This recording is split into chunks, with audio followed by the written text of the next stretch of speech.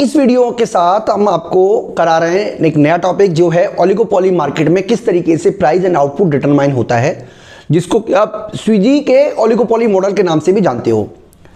तो यहां पे मैं आपको ये बता देता हूं कि ये जो वीडियो है ये UPSC economics optional, state PCS में भी, इकोनॉमिक्स ऑप्शनल में भी, यूजीसी नेट में भी, पीजीटी इकोनॉमिक्स में भी, तमाम जगह ये यूजफुल है। और ये सारे के सारे कोर्सेज भी हमने अपनी एप्लीकेशन महाविद्या इकोनॉमिक्स स्कूल के माध्यम से प्रोवाइड कराते हैं। तो आप हमारी एप्लीकेशन महाविद्या इकोनॉमिक्स स्कूल जरूर डाउनलोड कर लें।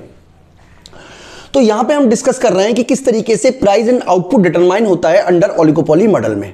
तो इसके लिए सबसे पहले जानना जरूरी है कि ओलिगोपोली मार्केट में जो डिमांड कर्व होता है वो किंग्ड होता है, और किंग्ड डिमांड कर्व होने की वजह से ही ओलिगोपोली में प्राइस एंड आउटपुट जो है वो डिटरमाइन होता है, और उसमें प्राइस में रिजिडिटी पाई जाती है। तो डिटेल में समझाने के लिए पहले हम एक बार डिमांड कर्व के ऊपर चलते हैं और बताते हैं डिमांड कर्व किस तरीके का होता है। देखिए, अब हम ओलिगोपोली मार्केट लेके चल रहे हैं। हम ये मान लेते हैं सिंपल ओलिगोपोली के लिए दो ओलिगोपोली हैं, यानी कि ड्यूओपोली की बात कर रहे हैं, जिसमें मान लीजिए एक फर्म है फर्म ए और फर्म बी, दो फर्में हैं और दोनों की दोनों बहुत ज्यादा कंपटीशन कर रही हैं एक दूसरे के साथ में। प्राइस सिंपल बनाने के लिए मान लेते हैं कि दोनों के दोनों प्राइस चार्ज कर रहे हैं 100 और काफी कुछ सिमिलर प्रोडक्ट कर रहे हैं और 100 क्वांटिटी सेल कर रहे हैं। अब आप बहुत ध्यान से समझिएगा, अब इसकी प्राइस पॉलिसी का असर इसकी डिमांड पर भी पड़ेगा, क्योंकि दोनों एक दूसरे के साथ बहुत ज्यादा कंपीट कर रहे हैं। अब मान लीजिए कि ये प्राइस बढ़ाकर 120 कर देता है, जबकि ये वाला अपनी प्राइस पॉलिसी में किसी भी तरीके का चेंज नहीं करता। तो जो ग्राहक है, जो कस्टमर है, वो यहां से मूव कर जाएंगे और इसकी डिमांड बढ़कर हो जाएगी 150 और इसकी डिमांड ओनली रह जाएगी 50। यानी कि 20% चेंज होने से, 20% प्राइस में चेंज होने से डिमांड में 50% चेंज हुआ है, जिसको हम बोलते हैं elastic demand. Elastic demand, elastic demand यानी कि मोनोपोली की कंडीशन में अगर एक फर्म अपने प्राइसेस को बढ़ाती है तो बाकी की फर्में इस तरीके की पॉलिसी का यूज नहीं करेंगी, जिसकी वजह से जो परसेंटेज चेंज इन डिमांड आएगा वो परसेंटेज चेंज इन प्राइस से कहीं ज्यादा होगा। यानी कि अगर हम डिमांड कर्व का डायग्राम बनाएं तो हम ये कह सकते हैं कि प्राइस 100 पर क्वांटिटी 100 है, ये मान लीजिए पॉइंट के है, और प्राइस 120 करने पर डिमांड घटकर रह गई ओनली 50। यानी कि इसको जोड़ेंगे तो डिमांड कर्व जो बनेगा वो बनेगा इलास्टिक। और अगर इसने प्राइस 80 कर दिया तो प्राइस वॉर छिड़ जाएगा, यानी कि ये फर्में अपने कस्टमर इधर ना चले जाएं, इसके लिए ये भी प्राइस 80 कर देंगी, जिसकी वजह से इसकी जो डिमांड बढ़ेगी वो बहुत थोड़ी सी बढ़ेगी। अब ये बहुत थोड़ी इसलिए बढ़ी क्योंकि ऐसा भी हो सकता है कि बहुत से लोग जो 100 रुपीज पे सामान नहीं खरीद पा रहे थे 80 रुपीज पे खरीदना शुरू कर दें, लेकिन कस्टमर एक दूसरे की तरफ मूव नहीं करेंगे क्योंकि दोनों ही 80 रुपए का प्राइस दे रहे हैं।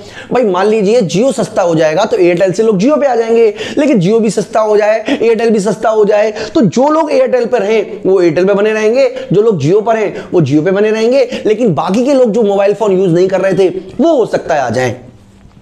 इसका मतलब प्राइस 80 होने पर डिमांड बहुत थोड़ी सी बढ़ेगी और इस तरीके का डिमांड कर्व बना। इसीलिए ओलिगोपोली में जब एक फर्म प्राइस को बढ़ाती है तो बाकी की फर्म प्राइस को नहीं बढ़ाती, लेकिन एक फर्म जब प्राइस को गिरा देती है तो प्राइस वॉर छिड़ जाता है, जिसकी वजह से डिमांड कर्व का जो निचला हिस्सा होता है वो इनइलास्टिक होगा। तो सिंपल शब्दों में कहा जाए, अगर आपको सिंपल ही समझाने की कोशिश की जाए तो मैं आपको यह समझाने की कोशिश कर रहा हूं कि ओलिगोपोली मार्केट में डिमांड कर्व इस तरीके का होता है, ऐसा, जो कि हमारा एवरेज रेवेन्यू कर्व भी होता है, किंग्ड, जो बताता है कि एक फर्म जो है वो क्वांटिटी सेल करेगी OQ और प्राइस चेंज करेगी OP, और हर संभव कोशिश करेगी कि ना तो प्राइस बढ़े ना ही प्राइस घटे। इसी बात को हमने यहां पे समझाने की कोशिश की है। यही सारा एक्सप्लेनेशन है जिसको हम प्राइस रिजिडिटी के नाम से जानते हैं। यानी कि प्राइस रिजिडिटी किस लिए होती है, क्योंकि एक फर्म प्राइस को बढ़ाती है तो भी नुकसान, प्राइस को घटाती है तो भी नुकसान, इसीलिए वो दोनों नुकसान से बचने के लिए ना प्राइस को घटाएगी ना प्राइस को बढ़ाएगी। अब हम AR कर्व तो समझ गए कि AR कर्व कैसा होता है। MR कर्व इस तरीके का होता है। यहां से डिसकंटिन्यू हो जाएगा, एक तरीके गायब हो जाएगा और इस तरीके का बनेगा। तो एमआर कर्व इस तरीके का क्यों बनता है, इसकी डिटेल हम आगे करवाते हैं। कर्व किंड क्यों होता है उसके बारे में मैं आपको समझाने की कोशिश करता हूं।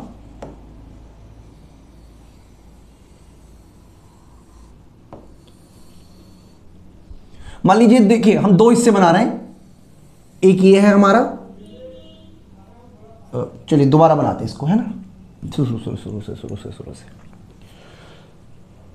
तो ओलिगोपॉली मार्केट में किंग डिमांड कर क्यों होता है वो मैं आपको एक बार डायग्राम से समझा देता हूं, और क्यों एमआर इनइलास्टिक होता है। भाई किंग क्यों होता है वो तो हमने ऑलरेडी समझ लिया। अब देखिए दो रेवेन्यू कर्व के बारे में हम चर्चा बताए थे आपको। ये मान लीजिए हमारा है ओ एक्स वाई, और यहां पे हम लिख देते हैं क्वांटिटी, और यहां पे हम लिख देते हैं प्राइस, रेवेन्यू एंड कॉस्ट। ठीक है जी। अब सपोज कीजिए कि इस कंडीशन में, जिस कंडीशन की हम बात कर रहे हैं, वहां हमारा ये एमआर है, जिसको हम MR1 बोल देते हैं, और ये हमारा AR है जो कि लेस इलास्टिक है। दूसरा हम मान लेते हैं कि हमारा ये AR है और ये हमारा MR है। तो हम ऑलरेडी पढ़ चुके हैं कि ओलिगोपॉली मार्केट में डिमांड कर्व किंड होता है। तो इस पॉइंट पर इसको हम नाम दे देते हैं K। ये डिमांड कर्व है हमारा किंड, और यहां से सीधी लाइनें खींच लेते हैं नीचे की तरफ।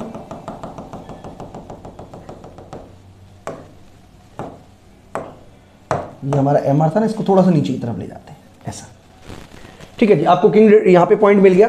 अब आप देखिए, मैं अब आपको ये जो मार्क है इससे दिखा रहा हूं आपको। देखिए एक तो ये रिलेवेंट है, दूसरा ये रिलेवेंट है, यानी इस तरीके का कर्व आपको देखने को मिलेगा AR का। मैं उम्मीद करता हूं कि आपको मेरी बात समझ में आ रही होगी। यानी कि ये वाला इनरिलेवेंट है एक तरीके से, और इस केस में ये वाला इनरिलेवेंट है, क्योंकि हम समझ चुके हैं कि एक हिस्सा इसका इलास्टिक होता है, एक हिस्सा इनइलास्टिक होता है। तो ये वाला जो रिलेवेंट है वो मैं आपको एक बार इसको डिलीट कर देते हैं, यहां से लेके यहां तक। देखिए हमने डिलीट कर दिया इसको, जो इनरिलेवेंट है उसको हमने डिलीट हटा दिया, और यही केवल रिलेवेंट है बस। अब इसी तरीके से देखिए MR, इसके रेस्पेक्ट में MR ये वाला है, यानी कि ये वाला हिस्सा जो है वो इनरिलेवेंट है एक तरीके से।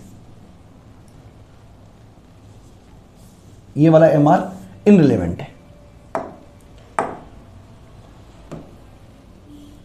और यहां पे इसके रेस्पेक्ट में MR ये वाला है, यानी कि यहां से लेके नीचे का हिस्सा रिलेवेंट है, लेकिन ऊपर का हिस्सा जो है वो इनरिलेवेंट है, यानी कि हमारे को इसका कोई यूज नहीं है। ठीक है जी। तो ये हमारा MR यहां से लेके ये इसके हिसाब से है, और इसके हिसाब से ये वाला है। तो जो रिलेटिव पार्ट्स है वो ये वाला है, और ये वाला हिस्सा डिसकंटिन्यू है। ये वाला हिस्सा आप देख भी सकते हो डिसकंटिन्यू है। यानी कि किस तरीके का डिमांड कर्व बनेगा, डिमांड कर्व तो यही होगा, डिमांड कर्व तो यही होगा जो इसका ऑलरेडी है, और MR कर्व डिसकंटिन्यू हो जाएगा। इसकी वजह यह है कि जो ये वाला हिस्सा इलास्टिक है, तो इलास्टिक का रिलेवेंट में ये वाला MR बनेगा, और इनइलास्टिक के रिलेवेंट में ये वाला MR बनेगा, जिसलिए ये वाला हिस्सा जो है एक तरीके से ये डिसकंटिन्यू है। डिसकंटिन्यू मतलब ये होता ही नहीं है। तो आप चाहो तो इस तरीके का डायग्राम आप बना सकते हो, और आपको अगर दिखाना हो तो इस तरीके से डॉटेड कर देना। तो इस तरीके का AR और MR कर्व होता है ओलिगोपॉली मार्केट में। मैं उम्मीद करता हूं कि आपको किस तरीके का डिमांड कर्व है वो समझ में आ गया होगा। किंग्ड होता है, इसकी वजह ये होती है कि अगर एक फर्म प्राइस को बढ़ाती है तो बाकी की फर्में प्राइस को नहीं बढ़ाएंगी, जिसकी वजह से डिमांड में ज्यादा कमी देखने को मिलेगी। और इनइलास्टिक नीचे का हिस्सा इसलिए होता है क्योंकि एक फर्म प्राइस को कम कर देती है तो बाकी की फर्में प्राइस को कम कर देंगी, जिसकी वजह से डिमांड में कोई खास इंक्रीमेंट देखने को नहीं मिलेगा। तो यही सारी बातें हमने यहां पे बताई हुई हैं कि DD is the demand curve which is kind at a point के, जैसा कि डायग्राम में बताया हुआ है। यही सारी बातें हैं, मैं ज़्यादा बार बार आपको बता नहीं रहा हूँ क्योंकि रिपीटेशन हो जाएगी। अब आप इस डायग्राम को ध्यान से देखिए, मैं आपको डायग्राम के थ्रू इक्विलिब्रियम कैसे होता है वो मैं आपको समझाने की कोशिश करूंगा। अब देखिए, इक्विलिब्रियम की कंडीशन वही है ओलिगोपॉली मार्केट में जो बाकी की मार्केट में, कि MC इक्वल टू MR हो। दूसरा, MC cut MR from the below.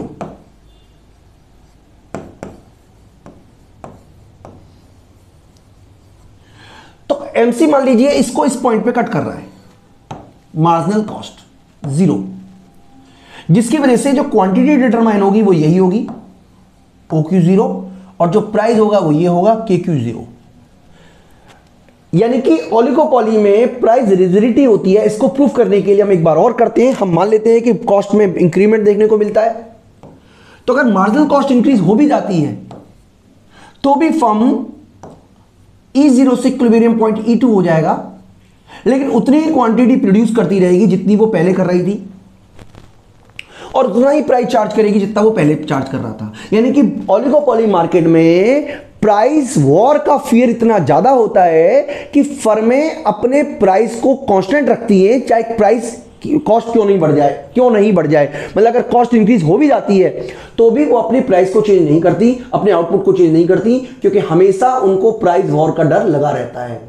तो यहां पे ये समझाने की कोशिश आपको की जा रही है कि अगर कोई भी फर्म ओलिगोपॉली मार्केट में है, तो मैं आपको एक बार कंक्लूड कर देता हूं। देखिए, अगर आपको कोई कंफ्यूजन है तो इस कंक्लूजन से मुझे लगता है समझ में आ जाएगा हमें कंक्लूज क्या करना है। देखिए, बहुत ध्यान से समझ लीजिए। सबसे पहले तो आपको याद रखना है कि ओलिगोपॉली मार्केट में जो डिमांड कर्व होता है वो किंड होता है, इस तरीके का डिमांड कर्व होता है। अब आपको सबसे पहले तो ये पता ही होना चाहिए कि भाई डिमांड कर्व किंड क्यों होता है। अगर आपको ये नहीं पता तो फिर आप करोगे कैसे? तो ये आपका AR है जो कि किंड है, जिसका ऊपर का हिस्सा इलास्टिक है और नीचे का हिस्सा इनइलास्टिक है, जिसकी वजह से इस प्राइस पर प्राइस रिजिडिटी पाई जाती है। यानी कि फर्म इतना क्वांटिटी प्रोड्यूस करेगी और इतना प्राइस चार्ज करेगी। ये आपको पता होना चाहिए, सिंपल सी बात है। अब इसी के रिलेवेंट में आपको MR बनाना है, तो MR कैसे बनाओगे? इस लाइन तक MR जाएगा और फिर ऐसे चला जाएगा। यानी कि इसको हम नाम दे देते हैं H, इसको नाम दे देते हैं कुछ भी नाम दे दो, L दे दो, और H से L के बीच में डिसकंटिन्यू होगा। इस डिसकंटिन्यू की रेंज कितनी ज्यादा होगी वो डिपेंड करता है इन दोनों की इलास्टिसिटी के बीच का डिफरेंस पर। जितनी ज्यादा इनमें इलास्टिसिटी में डिफरेंस होगा उतना ही ये डिसकंटिन्यू पार्ट बड़ा होगा। जितना इनकी इलास्टिसिटी का डिफरेंस कम होगा, ये कंटिन्यूअस पार्ट जो है डिसकंटिन्यू पार्ट उतना ही कम होगा। ये भी आपको याद रखना है। इक्विलिब्रियम कहां होगा? इक्विलिब्रियम वहां होगा जहां पर MC MR को नीचे से कट करे। तो लो जी, MC को काट दिया, MC1, और ये बता रहा है कि भैया कितनी भी कॉस्ट इंक्रीज हो जाए, फर्म जो है वो अपनी प्राइस और आउटपुट को चेंज नहीं करती। ये डायग्राम बताने की कोशिश कर रहा है। यानी कि आप देखो, ये वाला है हमारा, मान लो E0, E1, E2, E3।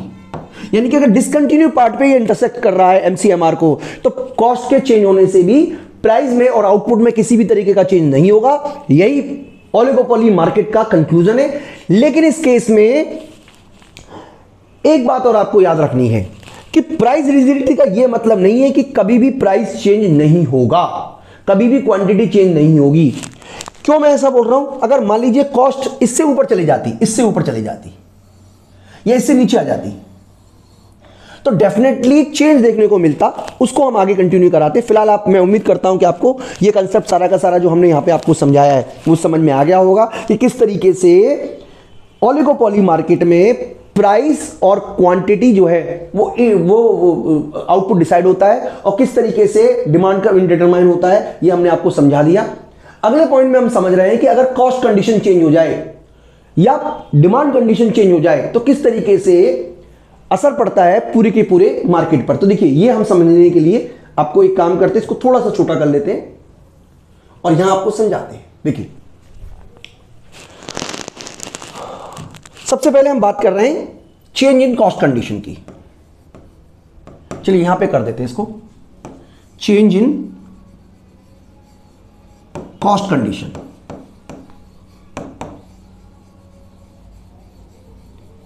देखिए डायग्राम में ये बताने की कोशिश कर रहा है, मैं आपको एक बार डायग्राम दोबारा से समझा देता हूं। ये हमारा है AR इस तरीके का, इस पॉइंट को हम बोल देते हैं K, इस पर जो क्वांटिटी है वो Q0 रहेगी और यहां पे जो प्राइस रहेगा वो रहेगा P0। तो मैं उम्मीद करता हूं कि आपको समझ में आ गया होगा। यहां पे हम लिख देते क्वांटिटी और यहां पे हम लिख देते कॉस्ट एंड रेवेन्यू।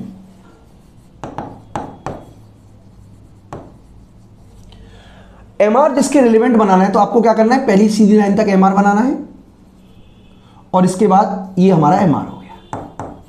इसको चाहो तो आप नाम दे दो जैसा कि इसने दिया हुआ है, हम चलिए कुछ और नाम दे देते हैं, उससे कोई फर्क नहीं पड़ता। अब आपको यह समझना है कि अगर आपकी कॉस्ट इस लाइन तक है, यानी कि चाहे वो MC1 हो, MC2 हो या MC3 हो, आपकी क्वांटिटी में कोई चेंज नहीं होगा, आपके प्राइस में कोई चेंज नहीं होगा और ये उसी तरीके से बना रहेगा, क्वांटिटी और प्राइस जो पहले बना हुआ था। लेकिन अगर कभी भी ऐसा हुआ कि कॉस्ट आपकी बहुत ज्यादा चेंज हो गई, तो ऐसा तो नहीं है कि कॉस्ट बढ़ती चली जाएगी और ओलिगोपॉली मार्केट लॉस सहना शुरू कर देगा, लॉस वो नहीं सहेगा। इस कंडीशन में क्या होगा कि फर्म अपने क्वांटिटी को घटाकर Q1 कर देगी और प्राइस को बढ़ाकर P1 कर देगी। इसका मतलब यह हुआ कि कॉस्ट कंडीशन में जब तक इस डिसकंटिन्यू पार्ट पे वो इंटरसेक्ट कर रही है, डिसकंटिन्यू H से लेके L तक MC, तब तक तो वो कोशिश करेगा कि प्राइस और क्वांटिटी चेंज ना हो। लेकिन अगर उसने डिसकंटिन्यू पार्ट से ऊपर टच कर लिया तो फिर वो नहीं किसी की सुनेगा और अपनी कॉस्ट को बढ़, क्योंकि कॉस्ट इतनी ज्यादा हो चुकी है कि उसको लॉस होना शुरू हो जाएगा। कौन इस लॉस को बियर करेगा? इससे तो अच्छा प्राइस को ही बढ़ा लिया जाए। तो प्राइस बढ़ा देगी, क्वांटिटी को कम कर देगी। ये हमने बताया चेंज इन कॉस्ट कंडीशन। इसी तरीके से हम बात करेंगे change in the demand condition. Demand condition देखिए, ये हम मान रहे हैं ये हमारा है AR और ये डिसकंटिन्यू पार्ट हो गया, ये प्राइस हो गया, ठीक है जी। ये हम ऑलरेडी आपको समझा चुके हैं। चाहो तो थोड़ा सा इसको बड़ा कर लेते हैं, ठीक है। अब क्या है, ध्यान से समझिएगा दोस्तों। ये मान लीजिए आपका इक्विलिब्रियम पॉइंट एमपीसी का ये हुआ है। इसका मतलब फर्म इतनी क्वांटिटी प्रोड्यूस करेगी और इतना प्राइस चार्ज करेगी। अब मान लो डिमांड कंडीशन चेंज हो जाती है, डिमांड बढ़ जाती है। डिमांड बढ़ने का क्या मतलब हुआ? सीधा सीधा ये हमारा AR हो गया